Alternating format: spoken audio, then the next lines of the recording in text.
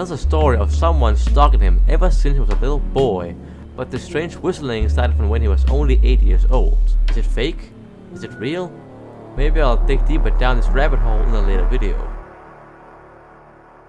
If there's one thing I do, it's keep promises. So back in this June, when I was working on the iceberg video about disturbing noises, I had to study the sounds of something called the Reddit whistler. Now, I am a man of digging down the rabbit hole, and especially on making just quality iceberg videos. Ding. So I of course went on Google and tried to study this so-called Reddit whistler. While I first thought it was some kind of whistle on Reddit, I quickly found the actual origins, which are something else.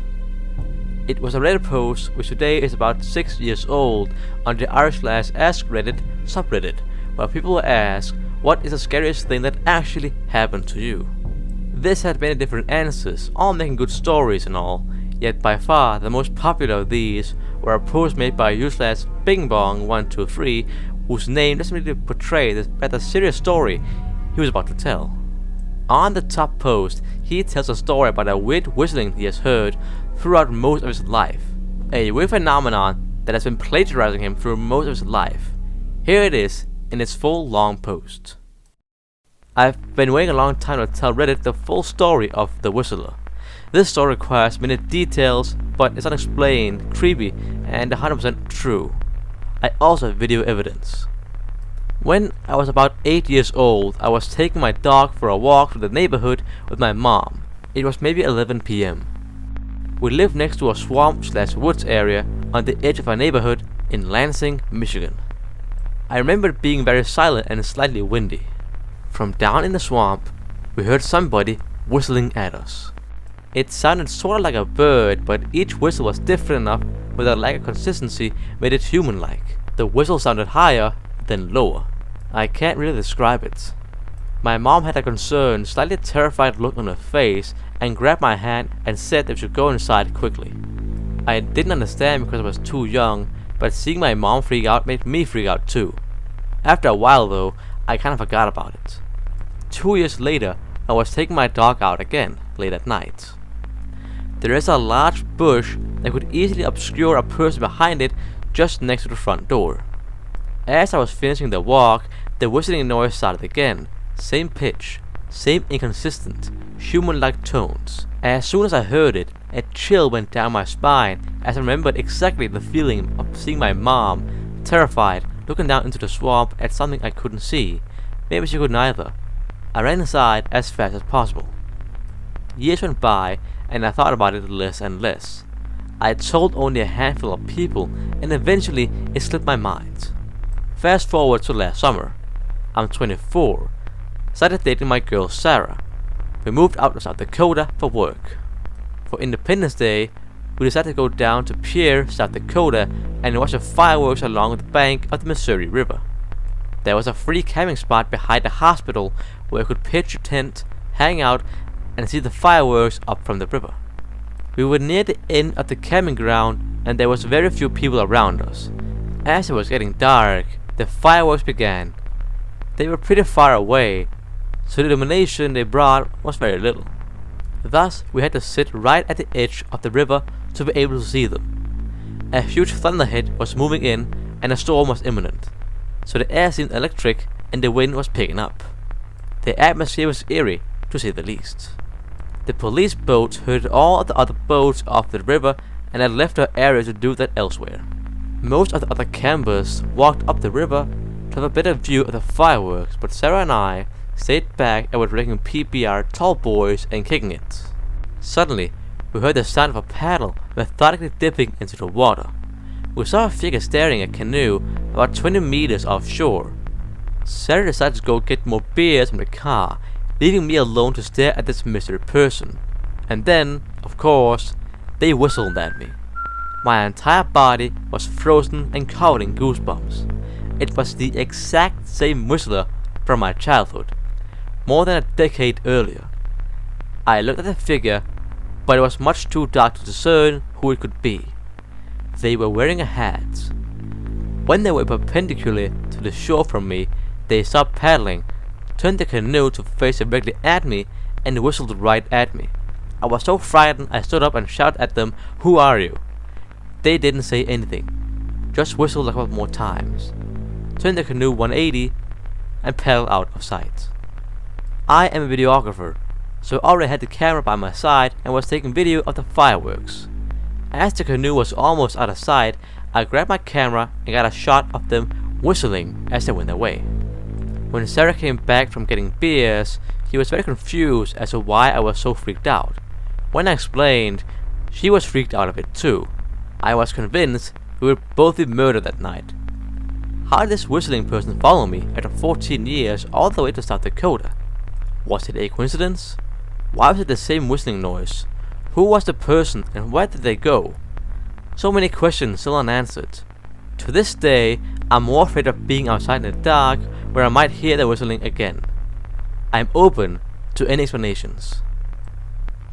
Besides this, Kirk, as he's called and is a better fitting name than Bing Bong, links a video to the footage he talks about during the 4th of July by the shore. In this video, you get raw footage of the whistler.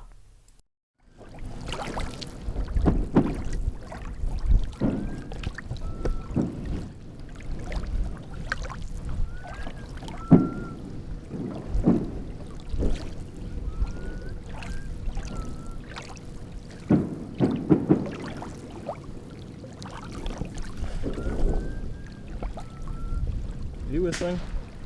Is it you?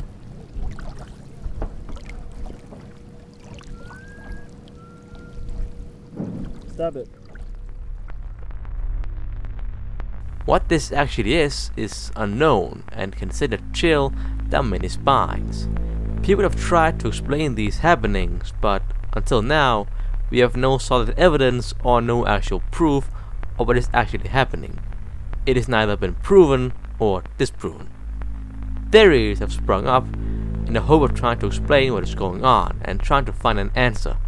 I'm gonna go over them, explain what they might be, and then also try to shoot them down to see if they are fail-proof. Spoiler alert, they aren't. Why do you think it's a mystery? Now, this first explanation to what this whistler might be is that it was nothing more than a bird. Whenever I go around and try to find an explanation for what this noise might be, a horde of people always follow, saying that it's obviously a bird. And for some reason, they're very arrogant about it too, saying it is obvious and talk down to anyone who might have thought something else. I can see why some people might think that it's a bird, since it does explain many things about the story which would otherwise be super mysterious. It explains how he was able to hear it not only in Michigan, but South Dakota as well. It also explains why it's so consistent throughout his life, since it's simply nature making these normal sounds. He also mentions it's mostly coming from wooded areas or behind trees, which is exactly where birds would sit and sing. It paints a picture of a natural occurrence which can be both anywhere and nowhere at the same time, which gives a logical reasoning for these whistles. Yet this explanation is not perfect. Far from, actually. People say this noise is from a bird, yet when actual bird watchers, again on Reddit, is asked if this sounds like birds, they all say no, not at all. Specifically, a lot of people claim to sound like the chickadee bird, which indeed does sing the same tune, yet this is a bit too high pitched to sound like the whistler, and the whistler does indeed sound more human, like Kirk says. These birds would also act rather unusual from other birds. If this was a bird, then why would it be out singing during the late hours of the night, like in this video? Usually, no birds would be out at that time, and besides that, wouldn't the fireworks scare them off too? Also, if this bird made this sound all the time, why would it not have been heard more than twice in his own hometown? It also doesn't explain the canoe person in South Dakota. Was it just another guy staring? If it was a bird that made the sound, then why would he hear the voice coming from him and have the trees in the background? Sure, some can think it's a bird, but as it seems, that is probably not the case. El Silban, or The Silban, which is also known by its Latin name, The Whistler, is a folk tale about a lost soul which wanders around eager to punish people which angers him. This includes drunks, womanizers, abusers, and other types of people who have a name of abusing others. Illicit Bun was a young man who one day saw his father abuse his wife, which made him so angry that he murdered him and forever uses his afterlife to hunt those who might do the same. It is known for its treetop wandering, gathering dust in its hands, and of course, making an eerie whistle sound which is supposed to scare people off. Could this have been the very thing that Kirk has heard throughout his life? Well, most likely not. There is a lot of things that could pinpoint away from Kirk being hunted by Illicit Bun, and the only thing that could really explain why it would be Illicit Bun would be the whistling.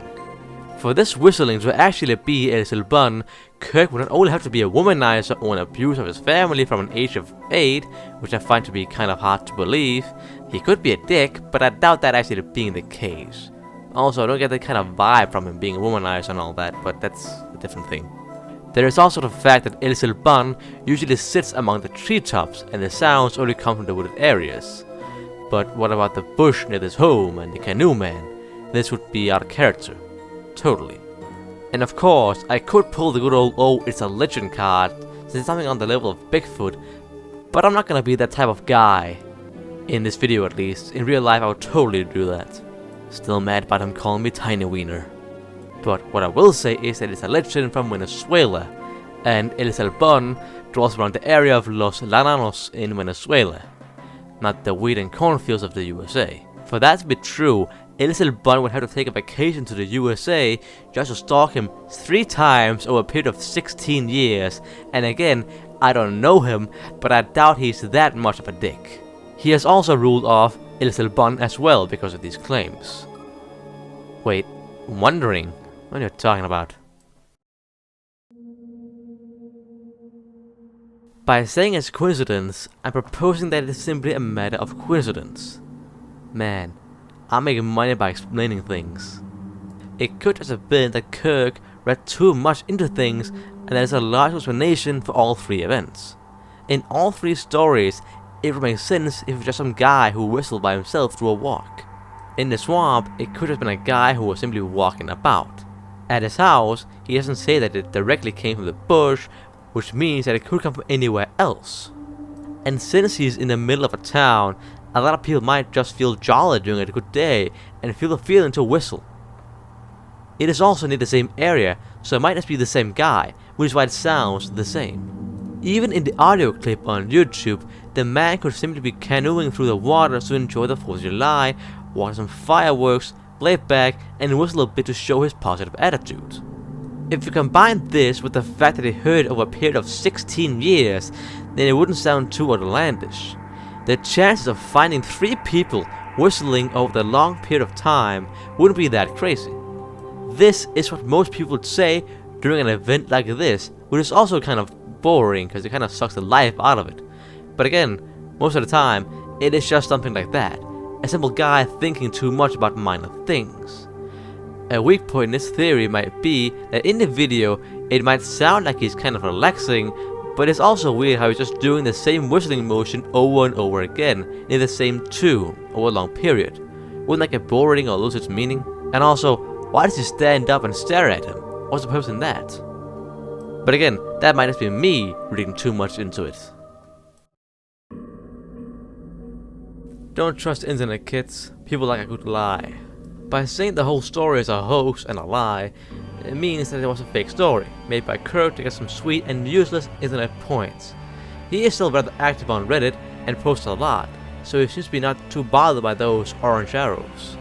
Usually, a lot of stuff on Reddit is actually fake, especially when it comes to personal or in real life stories, since why limit yourself to simply telling your own tales when you could just make an interesting story up on the spot?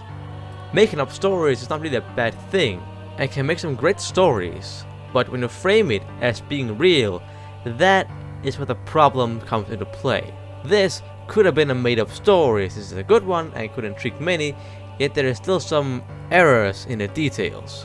Many people who say it's a hoax point to the fact that there's only been 3 strikes by the whistler over a period of 16 years, which is quite unusual.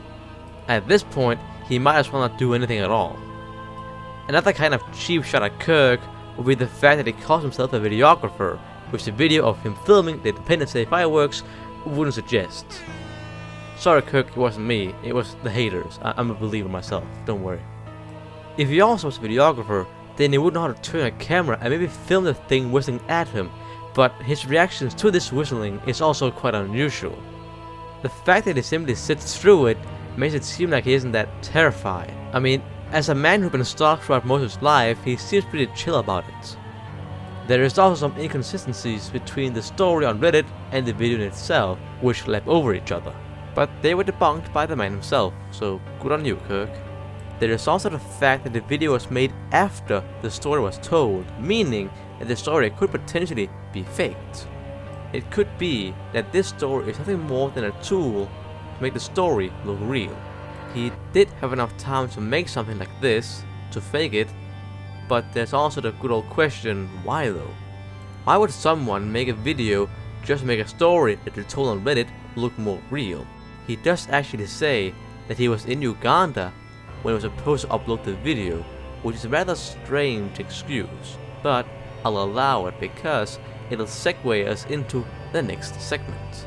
That being that he's actually edited the story many times after he originally made it. This was because people saw holes in the story which either made it sound fake or unreal.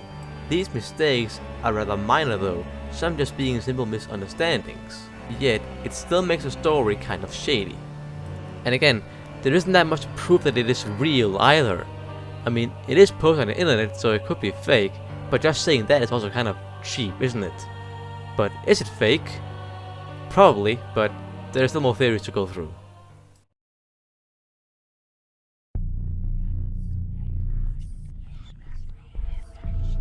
The final and last explanation for what actually happened throughout Kirk's life is that he indeed has been stalked and has been in danger throughout most of his life.